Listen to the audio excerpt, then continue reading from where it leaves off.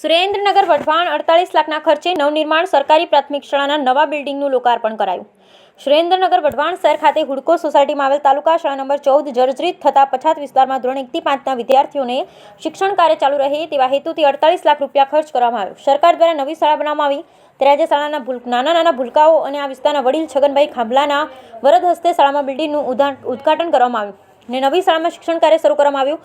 કાર્યક્રમમાં LDBI તાલુકા શાળા 2 આચાર્ય અશોકભાઈ દશરથસિંહ અસવાહર, પૂર્વ આચાર્ય હરજીભાઈ સોલંકી, ધરમશીભાઈ ચૌહાણ, શાળા નંબર 3 આચાર્ય શ્રી સંદીપસિંહ ખેર સાહેબ, વિજયસિંહ ડુડિયા સહિત મોટી સંખ્યામાં વાલી હાજર રહ્યા હતા.